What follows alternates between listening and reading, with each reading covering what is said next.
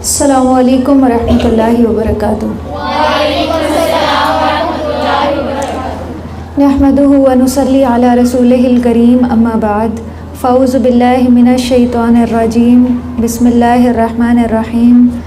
رب اشرح لی صدری ویسر لی امری واحلل عقدۃ من لسانی یفقہوا قولی، رب زدنی علما، اللہم فقہنا فی الدین۔ صحت کے اعتبار سے کتب حدیث کے طبقات، پیج نمبر 228 اوپن کر لیجئے۔ یہ ہم اختصار کے ساتھ یہ ٹاپکس پڑھیں گے۔ اس میں یہ جتنی بھی کتب ہیں ان کا ذکر ہے۔ صحیح بخاری سے آغاز ہو رہا ہے۔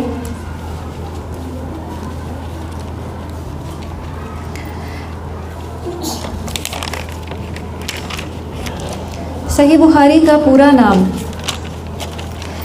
یہ امام محمد بن اسماعیل بن ابراہیم البخاری کی تصنیف ہے، اور اس کا پورا نام ہے الجامع المسند الصحیح من امور الرسول صلی اللہ علیہ وسلم و سننہ و ایامہ۔ صحیح بخاری کے بارے میں تمام محدثین اور علماء کا اتفاق ہے کہ قرآن کے بعد صحیح ترین کتاب امام بخاری کی صحیح ہے۔ اصح الکتب بعد کتاب اللہ صحیح البخاری۔ امام بخاری نے 6 لاکھ احادیث سندوں میں سے اس کتاب کے لیے کچھ احادیث منتخب کی تھیں، یعنی ان کے ذخیرہ علم میں یا ان کے حفظ میں کتنی احادیث تھیں؟ تقریباً 6 لاکھ۔ اس میں سے کچھ ان کے حفظ میں تھیں اور کچھ ان کے پاس تحریری شکل میں بھی تھیں۔ اس میں سے انہوں نے کچھ ہزار، 5000 کچھ احادیث کا انتخاب صحیح بخاری کے لیے کیا، اور 16 سال کے عرصے میں اس کتاب کو مسجد حرام میں یعنی خانہ کعبہ میں مکمل کیا، اور ہر حدیث کو استخارہ کرنے اور 2 رکعت نماز نفل پڑھنے کے بعد درج کیا۔ 2 رکعت نفل نماز وہ اس نیت سے پڑھا کرتے تھے کہ اگر اس پہ شرح صدر نصیب ہوا تو اس کو وہ درج کر لیں گے، یعنی جب تک انہیں اس حدیث سے متعلق کامل صحت کا یقین نہ ہو جاتا وہ اس کو اپنی کتاب میں درج نہ کرتے تھے۔ صحیح بخاری میں امام بخاری کسی شیخ کے کئی شاگردوں میں سے صرف چند بڑے بڑے اور زیادہ متقی اور زیادہ عادل اور ضابط شاگردوں کی ہی روایت لیتے ہیں۔ اس کے بارے میں ان کا ایک خواب بھی تھا جو پچھلے صفحے پہ ہے، 226 پہ لاسٹ پیراگراف ہے۔ محمد بن سلیمان ابن فارس رحمہ اللہ کہتے ہیں کہ میں نے امام بخاری رحمہ اللہ سے سنا، وہ کہتے تھے میں نے رسول اللہ صلی اللہ علیہ وسلم کو خواب میں دیکھا جیسے میں آپ کے سامنے کھڑا ہوں، اور میرے ہاتھ میں ایک پنکھا ہے جس سے میں مکھیاں اڑا رہا ہوں۔ تو میں نے اس خواب کی تعبیر بعض تعبیر بتانے والوں سے پوچھی، انہوں نے کہا کہ تم رسول اللہ صلی اللہ علیہ وسلم پر سے جھوٹ کو اڑا دو گے، یعنی ان روایتوں کو جو لوگ خود گھڑ کر آپ صلی اللہ علیہ وسلم سے منسوب کرتے ہیں۔ اس خواب نے مجھے اس کتاب کی تالیف پر مستعد کیا، یعنی یہ خواب جو ہے پھر اس کے سبب آپ کو یہ خیال آیا کہ صحیح بخاری کی تالیف ہونی چاہیے۔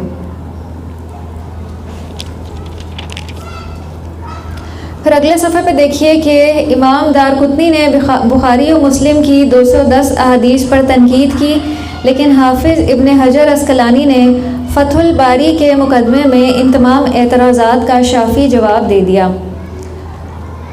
فتح الباری جو ہے وہ صحیح بخاری کی شرح ہے، اور صحیح بخاری میں تعلیقات کے ساتھ کل احادیث کی تعداد 9082 ہے، 9000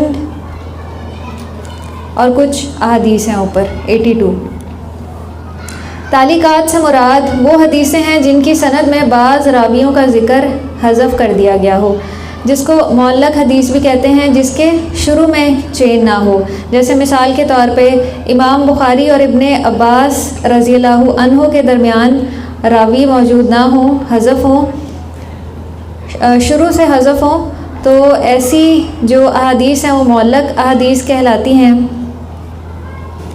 معلوم ہونا چاہیے کہ یہ تعلیقات یعنی معلق ضعیف حدیثیں صرف تراجم ابواب یعنی عنوانات میں لائی گئی ہیں، سند والی کوئی حدیث ضعیف نہیں ہے۔ جیسا کہ ہمارے علم میں ہے صحیح بخاری کی تمام احادیث صحیح درجے کی ہیں، تو اس میں یہ جو تعلیقات ہیں جس میں سند حذف ہے وہ صرف تراجم والے ابواب میں امام بخاری لائے ہیں، ورنہ باقی ابواب کے اندر جتنی احادیث ہیں وہ ساری سند کے ساتھ ہیں، کامل سند کے ساتھ.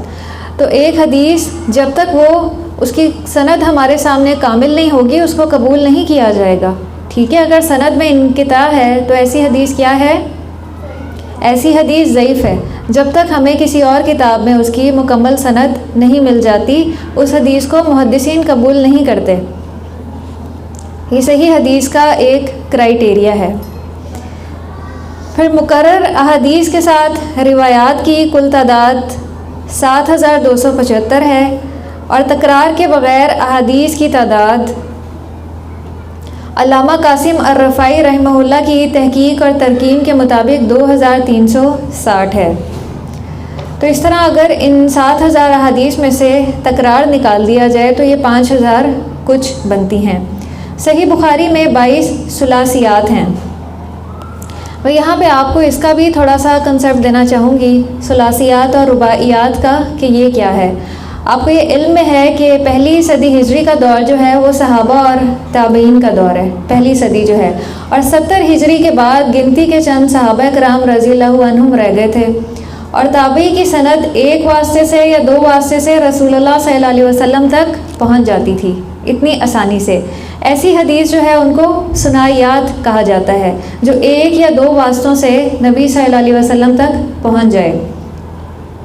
یعنی تابعی کی سند دو واسطے سے رسول اللہ صلی اللہ علیہ وسلم تک پہنچ جاتی. اور موطا امام مالک میں 40 ثنائیات ہیں. کتنی ہیں؟ 40. کیونکہ موطا امام مالک صحیح بخاری سے بھی پہلے کی تالیف ہے. صحیح بخاری سے بھی پہلے موطا امام مالک جو ہے یہ تصنیف ہو چکی تھی، تو اس لیے اس میں 40 کے قریب ثنائیات ہیں جس میں ایک یا دو واسطوں سے حدیث نبی صلی اللہ علیہ وسلم تک پہنچ گئی. پھر اس کے بعد تبع تابعین کا دور آیا. دوسری صدی ہجری کا دور تابعین اور تبع تابعین کا ہے اور 140 ہجری کے بعد بہت کم تابعین رہ گئے تھے اور ایسی احادیث جو ہیں وہ ثلاثیات کہلاتی ہیں جس میں سند کے 3 واسطے ہو جاتے ہیں. ٹھیک ہے، یعنی تابعی کے بعد تبع تابعی بھی اس میں آ جاتے ہیں. یہ 3 واسطے ہو گئے. اور موطا امام مالک میں اس طرح کی کافی ساری احادیث ہیں کہ جس میں 3 واسطے ہوں. میں ابھی آپ کو دکھاتی بھی ہوں کہ کس طرح. آپ پیج نمبر 19 اور 110 اوپن کر لیجئے اپنی بک کا. پیج نمبر 109 اور 110. 109 پہ آپ کو شجرہ روایت نظر آ رہا ہے. یہاں پہ آپ امام مالک کو دیکھیے. امام مالک روایت کر رہے ہیں ان نافع ان عبداللہ بن عمر ان محمد صلی اللہ علیہ وسلم. ٹھیک ہے، تو یہ کتنے واسطے ہوئے؟ 2 واسطوں سے حدیث نبی صلی اللہ علیہ وسلم تک پہنچ رہی ہے. درمیان میں صرف نافع ہیں اور اوپر صحابی رسول ہیں.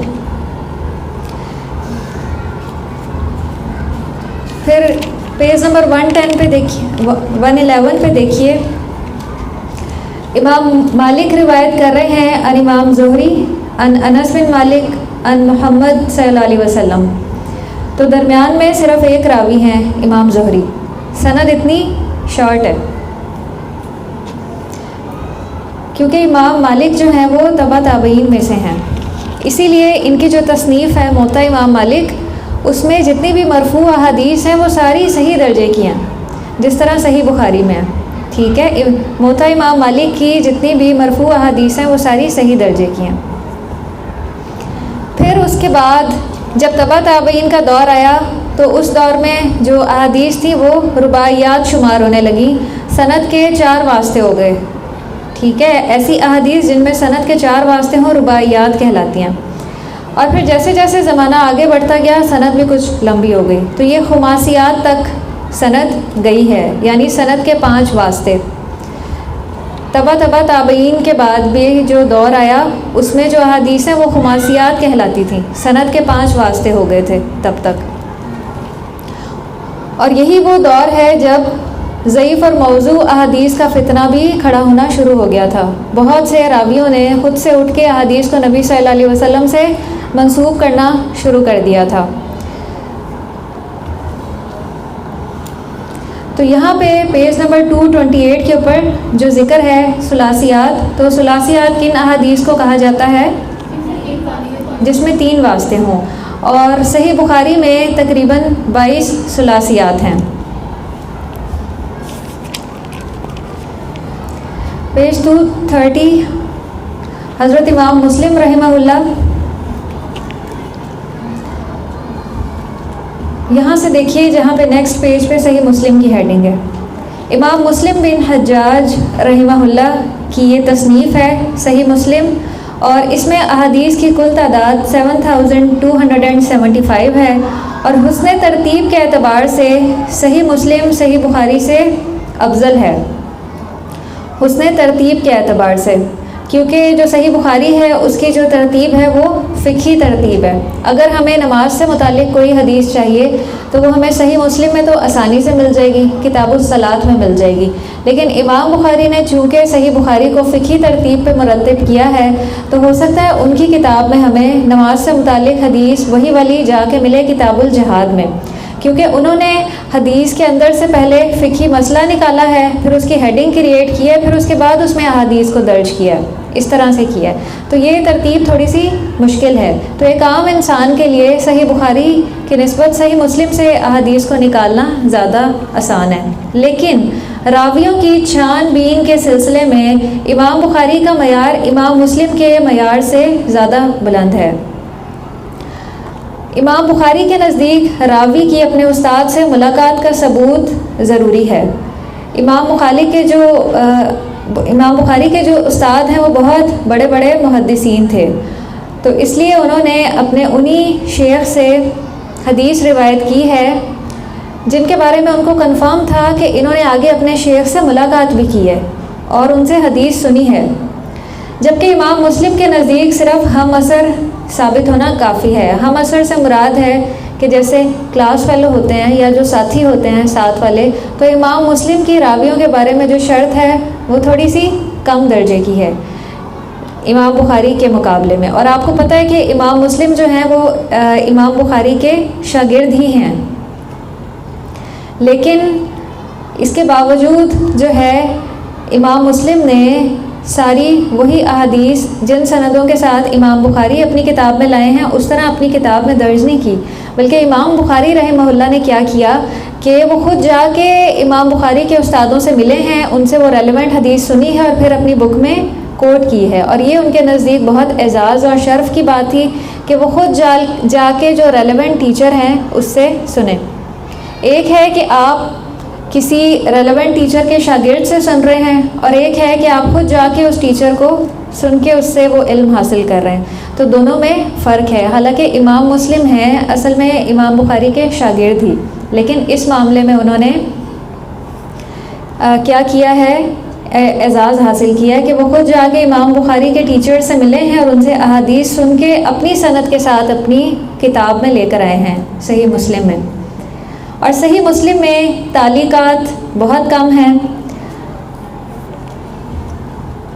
मुस्लिम का तर्ज़ अदा सही बुखारी की बनिस्बत ज़्यादा वाज़े और करीबुल फ़हम है, यानी ज़्यादा क्लियर है।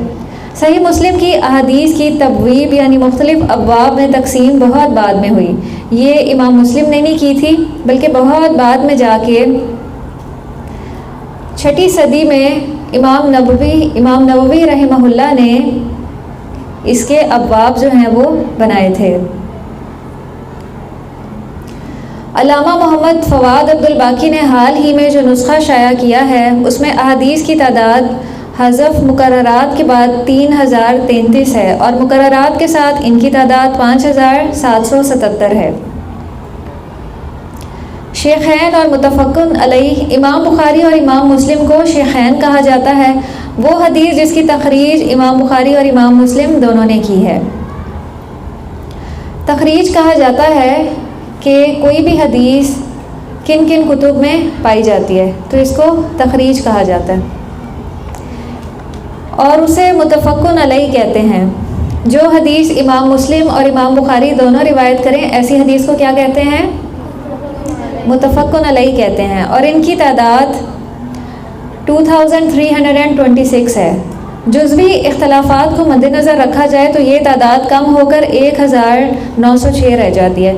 जुज़वी इख्तलाफात से मुराद है कि अगर इन 2326 अहादीस में लफ्ज़ों का मुवाज़ना किया जाए और ये देखा जाए बारीकी باریکیاں ان کی دیکھا جائیں کہ اچھا یہ لفظ اس حدیث میں تو مختلف ہے اور امام مسلم کی حدیث میں مختلف ہے، تو اس کو کہا جاتا ہے جزوی اختلاف۔ تو ان احادیث کو بھی پھر نکال دیا گیا، متفقن علیہ کی کیٹیگری سے ان کو بھی الگ کنسیڈر کیا گیا، تو اس طرح پھر یہ تعداد پیچھے رہ جاتی ہے 1906۔ یہ جتنی بھی کتابیں ہیں ان کے جو مؤلف ہیں ان کے نام آپ کو آنے چاہیے، یہ جو شروع میں بتائے گئے ہیں نا وہ آپ کو آنے چاہیے۔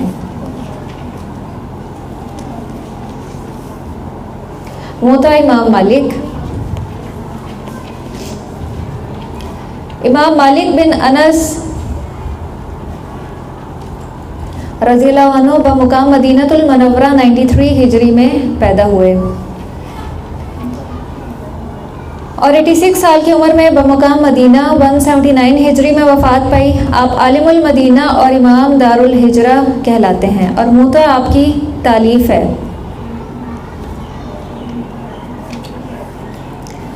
اس کتاب کے بارے میں آپ دیکھیے، یہ کتاب 130 ہجری اور 140 ہجری کے درمیان لکھی گئی۔ امام مالک کا انتقال 179 ہجری میں ہوا۔ موطا میں امام مالک نے کل 1726 روایات جمع کی ہیں، جن میں مرفوع 600 ہیں، مرسل 228، موقوف یعنی اقوال صحابہ 613 اور مقطوع جو تابعی سے منسوب کی جائے وہ 285 ہے۔ دوسرے لفظوں میں موطا امام مالک میں احادیث رسول صلی اللہ علیہ وسلم کے علاوہ صحابہ، تابعین اور تبع تابعین کے فتاوی بھی موجود ہیں، کہ اس میں صرف احادیث نہیں پائی جاتی بلکہ یہ فتاوی بھی پائے جاتے ہیں، اس لیے اس کو حدیث سے زیادہ فقہ کی کتاب کنسیڈر کیا جاتا ہے، اسی لیے اس کو صحاح ستہ کے اندر مینشن نہیں کیا گیا۔ موطا کی تمام مرفوع حدیث صحیح بخاری کی حدیث کی ہم رتبہ ہیں اور سب صحیح ہیں، چنانچہ موطا حدیث کی خالص کتاب نہیں ہے اور اس میں صحابہ اور تابعین رحمہ اللہ کے فتاوی بھی شامل ہیں، اس لیے عام طور پہ اسے صحاح ستہ میں شامل نہیں کیا جاتا، ورنہ موطا کی احادیث بخاری اور مسلم کی احادیث کی ہم رتبہ ہیں، اور کیوں نہ ہو یہ 1 صدی پہلے لکھی گئی تھی۔ کس سے 1 صدی پہلے لکھی گئی تھی؟ صحیح بخاری سے 1 صدی پہلے یہ لکھی گئی تھی، اور اس میں احادیث 2 یا 3 واسطوں سے رسول اللہ صلی اللہ علیہ وسلم تک پہنچ جاتی ہیں۔ تو 2 یا 3 واسطوں والی احادیث کو کیا کہا جاتا ہے؟ جی ثنائیات کہا جاتا ہے یا ثلاثیات کہا جاتا ہے ان احادیث کو، اور ایسی احادیث موطا امام مالک میں سب سے زیادہ ہیں، جیسا کہ میں نے آپ کو ابھی پیچھے پیج نمبر 109 اور 111 پہ دکھائی بھی ہے سند، کہ وہ 1 واسطے سے نبی صلی اللہ علیہ وسلم تک پہنچ رہی تھی۔ اور موطا کے لغوی معنی جو ہیں وہ روندہ ہوا کے ہیں، یعنی جس پر عام علماء اور اکابر چلے ہوں یا جن پر سب نے اتفاق کیا ہو۔ 4 مشہور فقہا میں سے یہ اعزاز صرف امام مالک کو حاصل ہے۔ 4 مشہور فقہا کون کون سے ہیں؟ ایک تو امام مالک ہیں، اور دوسرا یہ امام ابو حنیفہ، امام شافعی، امام احمد، یہ سارے جو ہیں وہ اکابر یعنی مشہور فقہا ہیں۔ تو ان میں سے یہ اعزاز صرف امام مالک رحمہ اللہ کو حاصل ہے کہ حدیث کی کتاب خود ان کے قلم سے ہے، انہوں نے یہ موطا امام مالک کہ یہ جو تصنیف ہے انہوں نے اپنے ہاتھ سے تحریر کی ہے، اپنے ہاتھ سے قلم کی ہے، لیکن جو باقی 3 فقہا ہیں ان کی جو کتابیں تھیں فقہ کی وہ ان کے شاگردوں نے آگے سے تصنیف کی ہیں اور مرتب کی ہیں۔ امام مالک جو ہیں جب اس کتاب کو تحریر کر رہے تھے تو وہاں پہ ایک بڑا تاریخی واقعہ ملتا ہے کہ ان کے کچھ شاگردوں نے ان سے یہ سوال کیا کہ اس دور میں کچھ اور محدثین بھی احادیث کی کتابیں لکھ رہے تھے اور ان کو مرتب کر رہے تھے، اور وہ بھی اسی نام سے تھی، موطا کے نام سے۔ تو ان کے شاگردوں نے ان سے سوال کیا کہ اس نام کی تو اور بھی کئی کتابیں تصنیف کی جا رہی ہیں، تو آپ کی کتاب کو کیسے مقبولیت حاصل ہوگی؟ تو انہوں نے بڑا تاریخی جواب دیا تھا اس موقع پہ کہ ما کان للہ بقیہ، کہ جس کا کام اللہ کے لیے ہوگا نا وہ باقی رہے گا۔ تو دیکھیں کہ اللہ سبحانہ و تعالیٰ نے کتنی صدیوں کے بعد آج بھی ان کے کام کو کتنی مقبولیت بخشی ہوئی ہے۔ اور یہ بہت بڑے اعزاز کی بات ہے۔ تو جس کا کام بھی اللہ سبحانہ و تعالیٰ کے لیے ہوتا ہے، اللہ تعالیٰ اس کے کام کو دوام بخشتے ہیں، ہمیشگی بخشتے ہیں، اور اس کے کام میں برکت ہوتی ہے۔ اور جس کا کام اللہ سبحانہ و تعالیٰ کے لیے نہیں ہوتا تو وہ کیا ہوتا ہے؟ کام ختم ہو جاتا ہے، آگے نہیں بڑھتا، وہیں رک جاتا ہے۔ صحاح ستہ، اس میں کون کون سی کتب شامل ہیں؟ یہ امپورٹنٹ ٹاپک ہے، آپ کو پتہ ہونا چاہیے کہ صحاح ستہ میں کون کون سی کتابیں شامل ہیں۔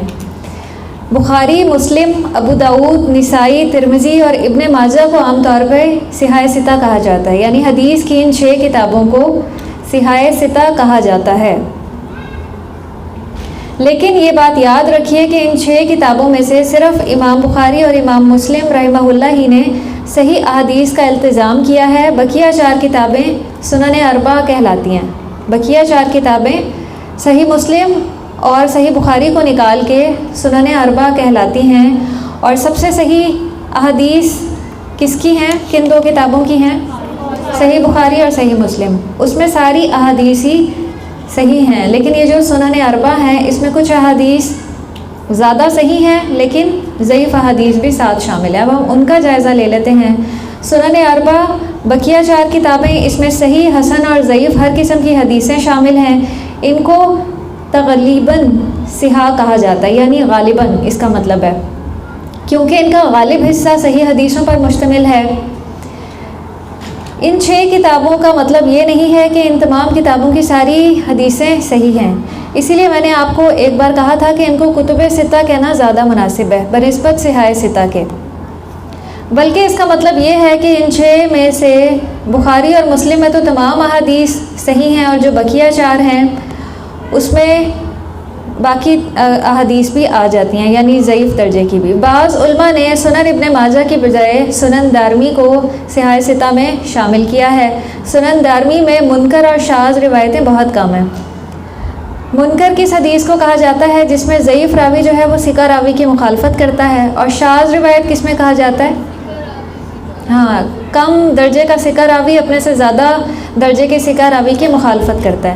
اور سنن دارمی کی جو سندیں ہیں وہ عالی ہیں، اور دارمی کی ثلاثیات صحیح بخاری کی ثلاثیات سے زیادہ ہیں۔ سنن نسائی، امام احمد بن شعیب نسائی الخراسانی، یہ ان کی تصنیف ہے۔ انہوں نے سنن کبریٰ اور سنن صغریٰ کے نام سے 2 کتابیں مرتب کی۔ سنن کبریٰ میں 13,102 حدیثیں ہیں۔ سنن نسائی سنن صغریٰ یعنی مجتبیٰ میں کل 5,758 احادیث ہیں۔ یہی دوسری کتاب مشہور زمانہ ہے۔ سنن نسائی تراجم ابواب اور فقہ الحدیث میں صحیح بخاری سے بہت ملتی ہے۔ حدیث کی علتوں کے ماہر تھے یہ، اور اس راوی کی روایت کو ترک کر دیتے تھے جو اوہام کا شکار ہوتا یا بہت زیادہ غلطیاں کرتا، تو یہ اس کی روایت کو ترک کر دیتے تھے۔ اور سنن نسائی میں ضعیف احادیث کی تعداد سب سے کم ہے۔ یہ بہت امپورٹنٹ پوائنٹ ہے، اور تحقیق البانی رحمہ اللہ کے مطابق اس میں کوئی موضوع حدیث بھی نہیں ہے۔ ایک تو یہ اس کتاب کا اعزاز ہے کہ اس میں ضعیف احادیث کی تعداد سب سے کم ہے باقی سنن اربعہ کے مقابلے میں، اور دوسری بات یہ کہ اس میں کوئی موضوع حدیث بھی نہیں ہے۔ ناصر الدین البانی رحمہ اللہ نے صحیح نسائی اور ضعیف نسائی کو الگ الگ شائع کر دیا ہے۔ آگے آپ کو ٹیبل میں نظر آ رہا ہے۔ صحیح سنن النسائی، اس میں 5,296 احادیث ہیں، ضعیف کی تعداد 224، ضعیف جداً کی تعداد جو بہت زیادہ ضعیف ہیں، اور متفرق ضعیف کی تعداد 217 ہے۔ متفرق ضعیف سے مراد ہے جیسے مرسل، معضل اور معلق احادیث، یہ ساری۔ اور ضعیف سنن النسائی میں ضعیف احادیث کی کل تعداد 447 ہو گئی، یہ ساری ملا کے 224، 6 اور 217 کو جب ہم جمع کریں تو 447 کل ضعیف احادیث اس میں بنتی ہیں۔ تو نیچے انہوں نے جمع کر دیا ہے صحیح احادیث کو بھی اور ضعیف کو بھی۔ سنن ترمذی، یہ امام محمد بن عیسیٰ ترمذی کی تصنیف ہے۔ یہ جو نام ہے نا ہر کتاب کا، مؤلف کا، وہ آپ کو پتہ ہونا چاہیے، اور وہ شروع میں ہی لکھا ہوا ہے ہر کتاب کے کہ یہ کس کی تصنیف ہے۔ امام ترمذی رحمہ اللہ صحیح احادیث کے ساتھ حسن اور ضعیف روایات بھی نقل کرتے ہیں، لیکن ہر حدیث کا درجہ بھی ساتھ ساتھ بیان کر دیتے ہیں، اور ضعف کی وجہ پر بھی روشنی ڈالتے ہیں۔ امام ترمذی رحمہ اللہ صحابہ کرام، تابعین اور فقہ اسلام کے مختلف اقوال اور فتاوی بھی نقل کر دیتے ہیں۔ شیخ ناصر الدین البانی، جن کے بارے میں نے آپ کو بتایا تھا کہ یہ عصر حاضر کے بہت بڑے محدث ہیں، اور انہوں نے یہ کوشش سر انجام دی ہے کہ صحاح ستہ کی تمام احادیث پہ انہوں نے حکم لگا دیے ہیں، ٹھیک ہے۔ تو یہ انہی کی کتابوں کے نام ہیں، یہ آپ کو PDF میں بھی مل سکتی ہیں اگر آپ گوگل پہ شیئر کریں اس کو، اور اگر آپ وہاں پہ اس کو لکھیں کہ صحیح سنن الترمذی شیخ البانی PDF، تو گوگل آپ کو سرچ کر کے یہ ریلیونٹ بک دکھا دے گا۔ اس میں صحیح احادیث کی تعداد 3402 ہے، پھر ضعیف کی تعداد 551 ہے۔ سنن النسائی کے ٹیبل سے اگر ہم اس کو میچ کریں تو یہ تعداد زیادہ ہے، ضعیف جداً کی تعداد بھی زیادہ ہے 32 ہے، اور متفرق ضعیف کی تعداد 232 ہے، اور اس میں موضوع احادیث بھی ہیں 17، تو یہ کل ملا کے 832 بنتی ہیں۔ سنن النسائی کے مقابلے میں تقریباً دگنی ہیں یہ ضعیف احادیث۔ پھر سنن ابی داؤد، یہ امام ابو داؤد سلیمان بن اشعث رحمہ اللہ کی ہے۔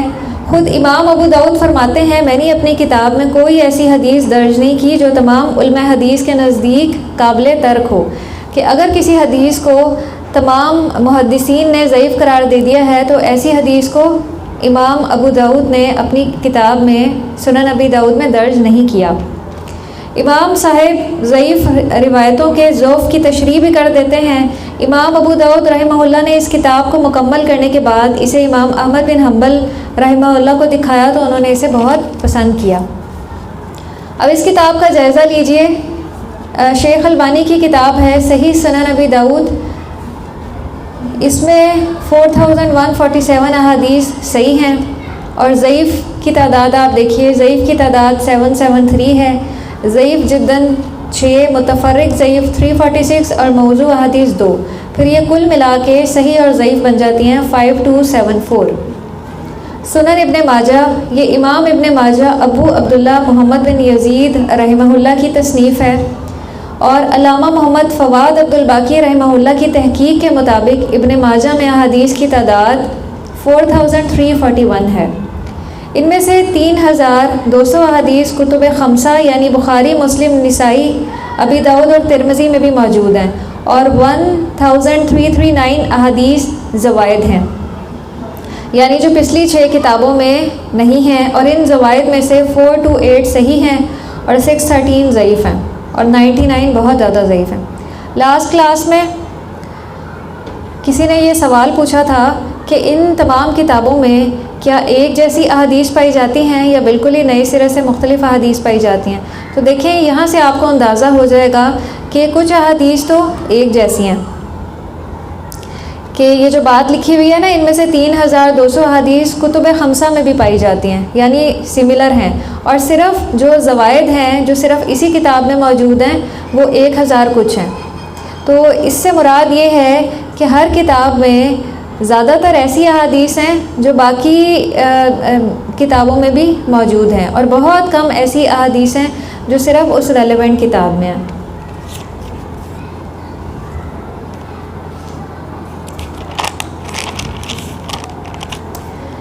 اس کا ٹیبل آپ دیکھ لیجئے گا، اس میں کل صحیح اور ضعیف احادیث کو ملا کے جو بنتی ہیں وہ 4418 ہیں، اور اگر آپ ان پہ حکم چیک کرنا چاہیں تو آپ ڈائریکٹ PDF بھی ڈاؤن لوڈ کر سکتے ہیں شیخ البانی کا، نہیں تو مختلف اپلیکیشنز آج کل موجود ہیں جس پہ آپ کو شیخ البانی رحمہ اللہ کے حکم مل سکتے ہیں صحاح ستہ کے حوالے سے۔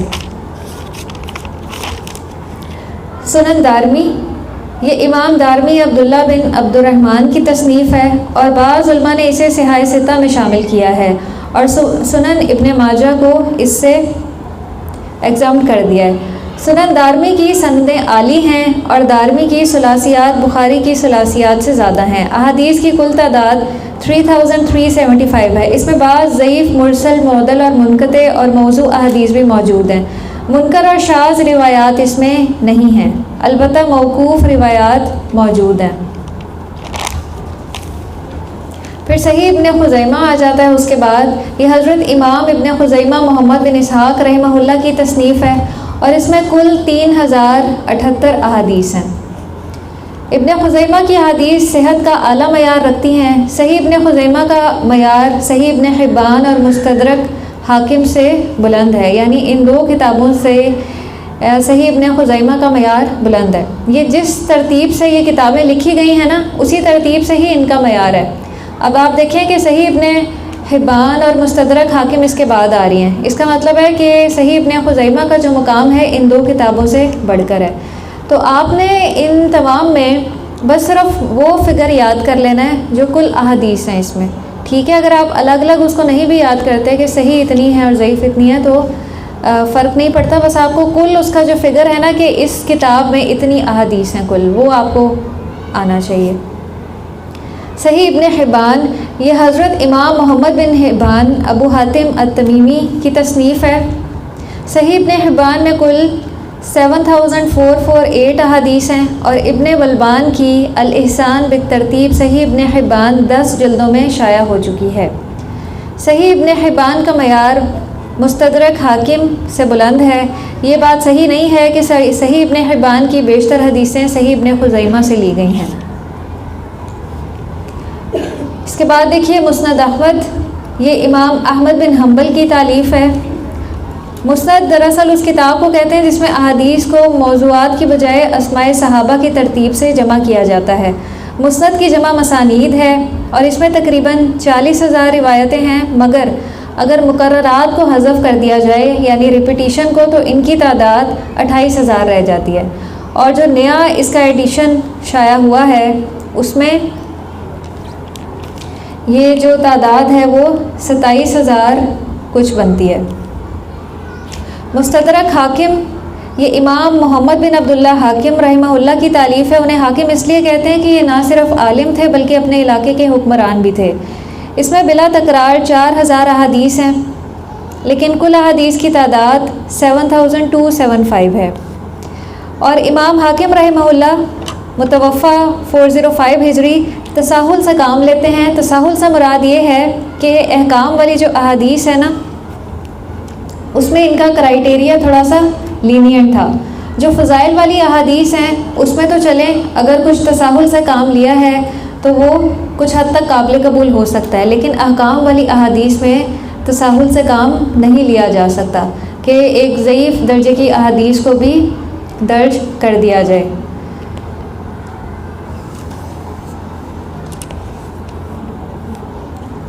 لہٰذا حافظ شمس الدین ذہبی رحمہ اللہ نے مستدرک کا جائزہ لیا ہے اور اس کی حدیثوں کو امام ذہبی رحمہ اللہ کی تنقیح کے بعد ہی قبول کیا جاتا ہے۔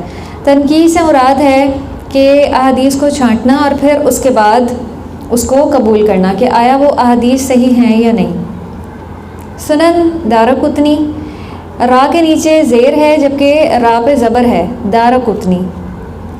یہ امام حافظ علی بن عمر دارقطنی کی تالیف ہے جو فن جرح اور تعدیل کے امام سمجھے جاتے ہیں۔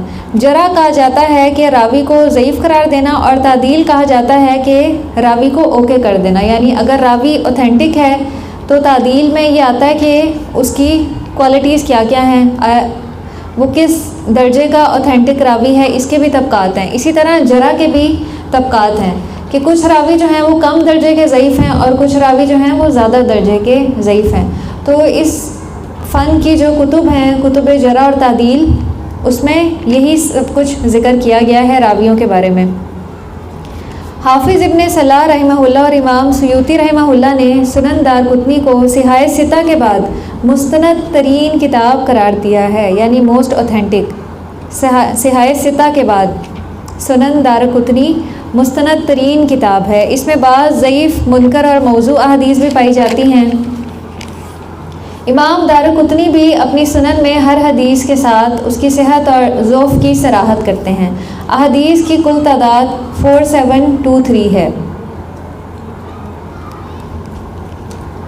یہاں ہو سکتا ہے کہ آپ کے ذہن میں ایک سوال آئے کہ اگر ان کو کسی حدیث کے ضعف کے بارے میں علم تھا تو انہوں نے اس کو اپنی کتاب میں کیوں درج کیا؟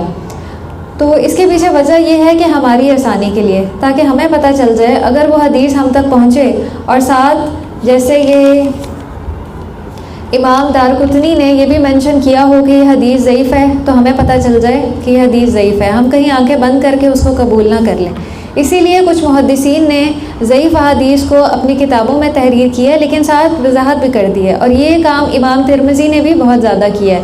انہوں نے کئی احادیث کے بارے میں ساتھ مینشن کر دیا ہے کہ اس کا جو درجہ ہے وہ صحیح نہیں ہے، تو وہ ہماری آسانی کے لیے ہے۔ سنن بیہقی، یہ امام بیہقی کی تالیف ہے، اور یہ علل حدیث پر بہت مہارت رکھتے تھے۔ متضاد حدیثوں کو جوڑنے اور جمع کرنے کا ملکہ اور تفقہ انہیں حاصل تھا۔ متضاد حدیثوں کو جوڑنے سے مراد یہ ہے کہ ان احادیث کو آپس میں کمپیئر کرنا اور ان کا موازنہ کرنا، پھر اس کے بعد اس کے بارے میں کوئی رائے قائم کرنا یا کوئی ریزن بتانا۔ تو جس محدث کے اندر یہ کوالٹی ہوتی ہے تو وہی علل کا امام ہوتا ہے۔ علل سے مراد یہ ہوتا ہے حدیث کے اندر جو باریک غلطیاں ہوتی ہیں نا، ان کی بھی نشاندہی کر لی جائے۔ پھر آخری نمبر پہ جو کتاب ہے مشکات المصابیح، یہ دراصل احادیث کا وہ مجموعہ ہے جس میں مختلف کتابوں سے حدیثیں جمع کی گئی ہیں، اور سب سے پہلے امام حسین بن مسعود بغوی رحمہ اللہ نے مصابیح السنہ کے نام سے یہ کتاب مرتب کی، اور اس کی 2 فصلیں تھیں۔ پہلی فصل میں بخاری اور مسلم کی، اور دوسری فصل میں جامع ترمذی، سنن ابی داؤد، سنن نسائی اور سنن ابن ماجہ کی احادیث جمع کی گئیں۔ اور اس کے تقریباً 200 سال بعد حضرت ولی الدین محمد بن عبداللہ الخطیب العمری رحمہ اللہ نے اس کے ہر باب میں تیسری فصل کا اضافہ کیا، اور اس کا نام انہوں نے مشکات المصابیح رکھا۔ اور اس تیسری فصل میں صحیح احادیث بھی ہیں، حسن، ضعیف اور موضوع، ہر قسم کی روایات موجود ہیں۔ اور اس پہ بھی جو ہے ہمارے محدث شیخ البانی رحمہ اللہ نے تحقیق کی ہے، اور ان کی 3 جلدوں میں شائع ہونے والی جو کتاب ہے اس میں اس کی کل احادیث 6285 ہے، اور اس میں مشکات المصابیح پہ سارے حکم لگے ہوئے ہیں شیخ البانی کے۔ اور ہمارے بہت سے مدارس میں یہ والی کتاب پڑھائی بھی جاتی ہے کہ جس میں شیخ البانی کی تخریج موجود ہے۔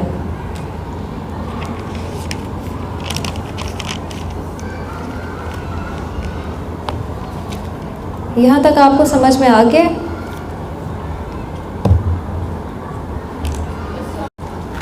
وآخر دعوانا الحمد للہ رب العالمین، سبحانک اللہم و بحمدک، نشہد ان لا الہ الا انت، نستغفرک ونتوب الیک۔ والسلام علیکم ورحمۃ اللہ وبرکاتہ۔